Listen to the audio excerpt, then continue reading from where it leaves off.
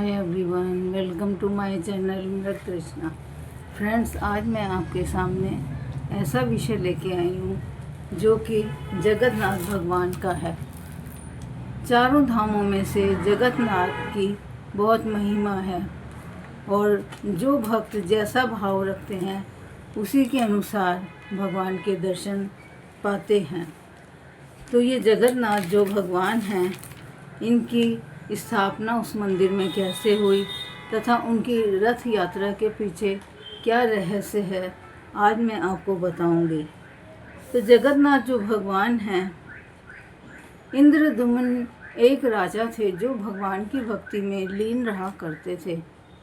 एक बार जगन्नाथ भगवान उनके स्वप्न में आए और उनसे वो कहने लगे कि समुद्र के किनारे पर एक दिव्य लकड़ी तैर रही है, उससे मेरी मूर्ति बनाओ।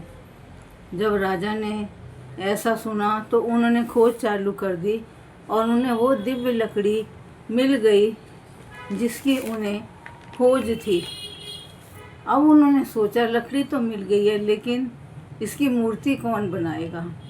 इस प्रकार जो बढ़ई थे विश्वकर्मा, वो प्रकट हो गए और उन्होंने कहा भगवान की इन मूर्तियों को मैं बनाऊंगा।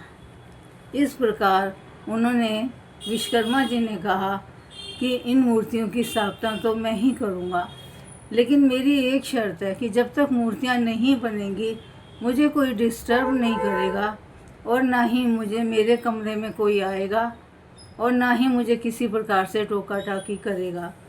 यह सुनकर राजा शर्त मान गए और उन्होंने विश्वकर्मा जी को मूर्ति बनाने का ठेका दे दिया।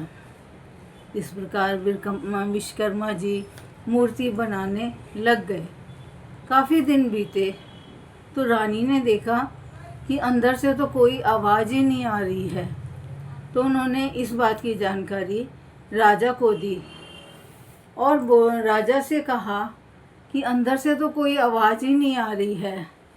तो राजा भी बहुत घबरा गए और उन्होंने दरवाजे को खोल दिया।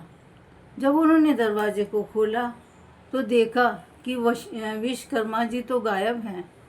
तो उनको बहुत दुख लगा और वो उनको इतना दुख लगा कि उन्हें बहुत पश्चाताप होने लगा और इस पश्चाताप के कारण वो काफ़ी दुखी रहने लगे। उसी समय एक आकाशवाणी हुई कि राजा, आप घबराओ नहीं और घबराने की इसमें कोई बात ही नहीं है। यह मेरा ही रूप है, यह मेरा सच्चा रूप है, अधूरा नहीं है, आत्मा से पूर्ण है। तब से आज तक जगन्नाथ, बलभद्र, सुभद्रा की अधूरी मूर्तियां हैं। हर 12 साल में यह मूर्तियां दोबारा बनाई जाती हैं, लेकिन रूप उनका पहले वाला ही रहता है, लेकिन मूर्तियां जो हैं अधूरी रहती हैं। अब मैं आपको ये बताऊंगी कि ये रथ यात्रा क्यों निकाली जाती है। जगन्नाथ भगवान की रथ यात्रा इसलिए निकाली जाती है कि वो उनकी जो बहन थी सुभद्रा, वो अपने मायके में आई और उसने अपने भाइयों से कहा कि मैं बाहर का भ्रमण करना चाहती हूँ और लोगों के बीच में जाना चाहती हूँ। ऐसा सोचकर भाइयों ने 3 रथ तैयार किए, एक बलभद्र जी का, एक जगन्नाथ जी का और एक बहन सुभद्रा का। इस प्रकार वह 3 रथ तैयार हो गए और वो अपनी मौसी के घर आई जिनका नाम रोहिणी था, और मौसी के घर आकर वो वहीं पर 8 दिन के लिए, 9 दिन के लिए विराजमान हो गईं। और आषाढ़ मास की जो द्वितीया तिथि थी, उसी दिन से ये रथ यात्रा निकाली जाती है। जो उनकी मौसी का घर था वो गुंडीचा मंदिर था, उसी में आकर ये तीनों विराजमान हो गए। इसके पीछे एक और कथा भी यही है कि जब श्री कृष्ण द्वारका चले गए थे तब उन्होंने राधा और ब्रजवासियों से वादा किया था कि वे हर साल उनसे मिलने आएंगे।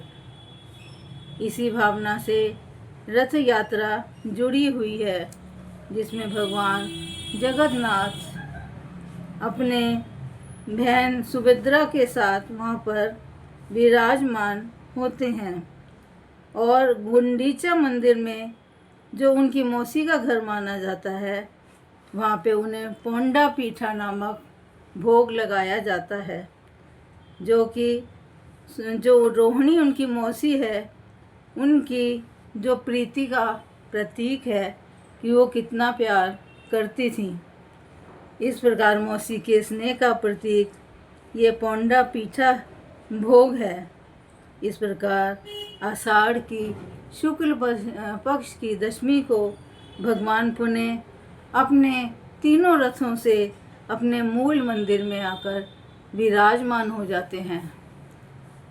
भगवान तो विराजमान हो जाते हैं, लेकिन इस मंदिर में काफ़ी रहस्य है।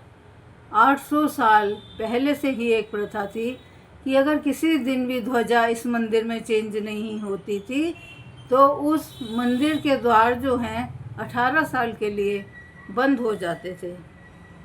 और इस मंदिर के नियम और कानून इतने सख्त थे कि इंदिरा गांधी, जवाहरलाल नेहरू, महात्मा गांधी, अंबेडकर आदि वो भी इन नियमों का पालन करते थे।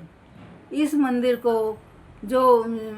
का जो द्वार है उसको पार करने के लिए 22 सीढ़ियाँ हैं, तथा जो तीसरी सीढ़ी है उस पे कोई पैर नहीं रख सकता। इस प्रकार काफ़ी रहस्यवादी ये मंदिर है।